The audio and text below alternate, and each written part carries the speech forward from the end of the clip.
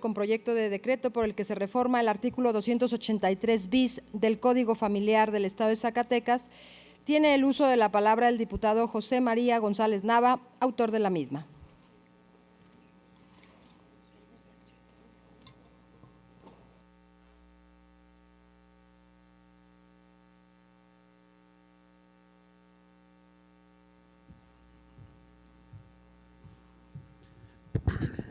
Con su permiso, diputada presidenta. Adelante, diputado. Muchas gracias.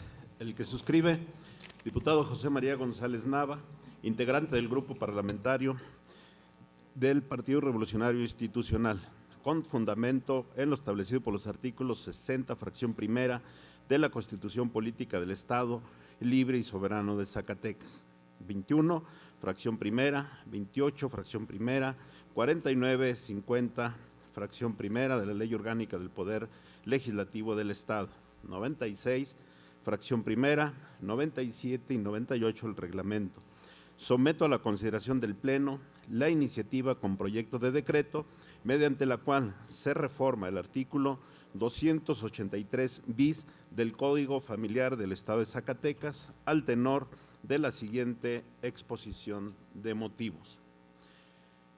El derecho es un orden concreto, creado para la realización de valores individuales y colectivos que deben ser normalmente cumplidas y, en su caso, de inobservancia, aplicadas o impuestas por los órganos del poder público. La finalidad del derecho es entonces el logro de los valores jurídicos como lo son la justicia, la libertad, la igualdad y la seguridad jurídica para los particulares, por la sociedad y sus instituciones. A la hora de legislar, debemos de considerar proporcionar seguridad de orientación o certeza en el orden, para que los destinatarios de las normas emitidas tengan conocimiento adecuado de los contenidos de las mismas y, por ende, estén en condiciones de orientar su conducta de acuerdo con ellas. En el pleno de nuestra responsabilidad legislativa, es importante considerar emitir prescripciones legales con claridad, precisión y congruencia, para que los órganos jurisdiccionales, quienes son los encargados de aplicar al momento de realizar su actividad judicial, pueden realizar las interpretaciones bien definidas, libres de antinomías, evitando dejar vacíos en la ley que obstaculice una adecuada impartición de justicia. El constituyente federal ha establecido en el artículo 4 de la Constitución Política de los Estados Unidos Mexicanos el que el varón y la mujer son iguales ante la ley. Esta protegerá la organización y el desarrollo de la familia. Asimismo, el artículo 16 de la Declaración Universal de los Derechos Humanos establece que los hombres y mujeres con mayoría de edad tienen derecho, sin restricción alguna, por motivos de raza, nacionalidad o religión, a casarse y fundar una familia. Disfrutará de iguales derechos en cuanto al matrimonio, durante el matrimonio y en su desilusión. Solo mediante libre y pleno consentimiento de los futuros esposos podrá contraerse el matrimonio. La familia es la unidad fundamental y natural de la sociedad y tiene derecho a la protección de la sociedad y del Estado. Ambos ordenamientos consideran los conceptos de igual entre el varón y la mujer, así como la protección del Estado a la figura de la familia, mismos que deben de ser actualizados a la dinámica de los tiempos modernos, adaptándose a los cambios, así como quebrantar estructuras añejas que resultan inaplicables y en muchos casos inadmisibles para nuestra vida actual. La realidad social ha superado el concepto tradicional de la familia, compuesta por padre, madre e hijos. En la actualidad, las familias monoparentales son una realidad social. Forman un núcleo familiar compuesta por un solo progenitor y uno o varios hijos, que en algunos de los casos influyen psicológicamente sobre los hijos, afectándolos a no poder convivir con ambos padres. Al efectuarse un divorcio, se pretende que los progenitores y o los padres puedan llegar a conciliar, llegar a acuerdos con relación con los hijos para que ellos tengan la oportunidad de seguir en contacto con ambos progenitores. Sin embargo, en muchos casos se presentan conductas conocidas como alineación parental, que consiste en la manipulación o inducción que un progenitor realiza hacia su hijo, mediante la desaprobación o crítica tendiente a producir en el menor rechazo, rencor, odio, miedo o desprecio hacia el otro progenitor. Estados como Oaxaca han regulado este tipo de conductas, mismas que han sido sometidas al escrutinio de la Suprema Corte de Justicia de la Nación, misma que se pronunció al resolver la acción de inconstitucionalidad 11-2016, declarando la validez de establecimiento y definición de la alineación parental en el Código Civil del Estado de Oaxaca, por lo que contamos con un referente significativo que nos da luz al respecto, en donde el máximo tribunal de nuestro país lo reconoce como una conducta que se da entre los progenitores cuando existe una separación de los mismos.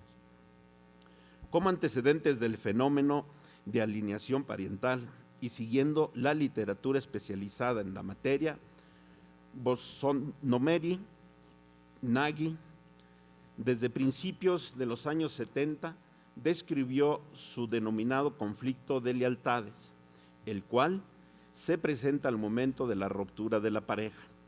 Para la ruptura no supone el final del conflicto, sino más bien un nuevo escenario en el que se empieza a perpetuar la disputa entre la pareja, siendo fácil que él o los hijos se vean compelidos a asegurar al cariño de sus padres.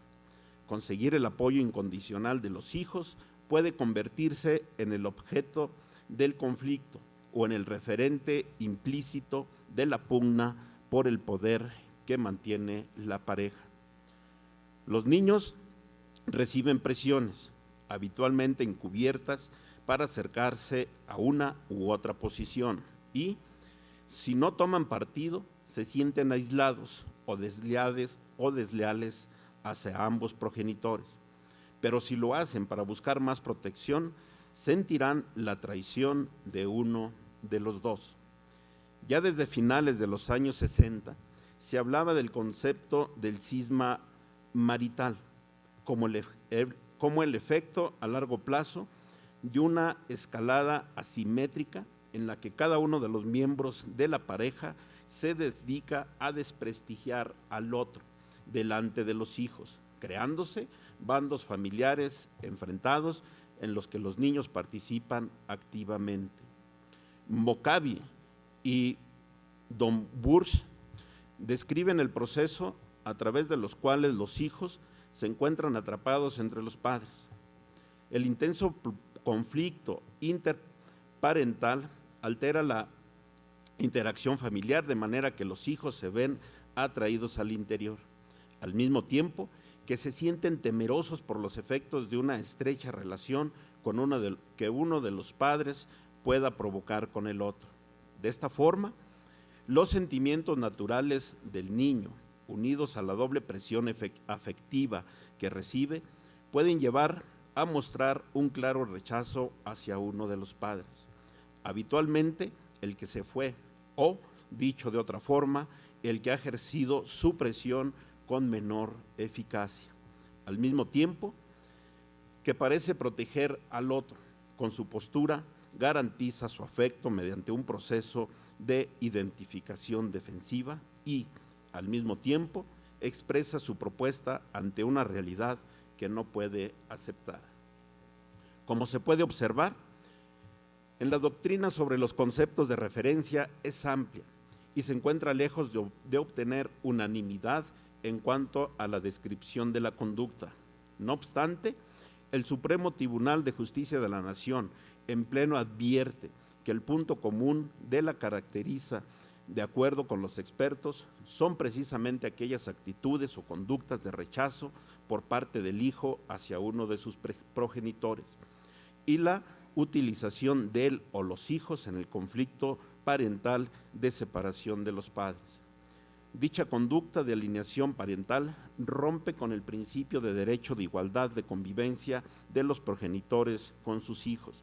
La citada igualdad de convivencia propugna el trato de igualdad de los progenitores de manera que ante situaciones iguales se otorgue el mismo trato. La igualdad puede ser vista desde el punto de vista formal en la regulación de las diferentes cuestiones en las leyes, así como un punto de vista material en la aplicación de los mismos. Aun y cuando se resuelve en sentencia definitiva la custodia de los hijos hacia uno de los progenitores, le asiste el derecho de convivencia al otro progenitor para que pueda convivir con sus hijos. El divorcio o la separación entre los padres no con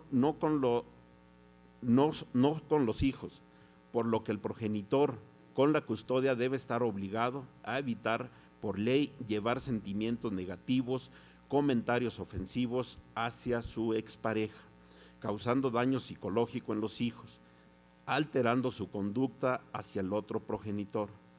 Debe de prevalecer el derecho de convivencia igualitaria entre los progenitores hacia los hijos en común, conservando el derecho de mantener contacto y vista regular con aquellos.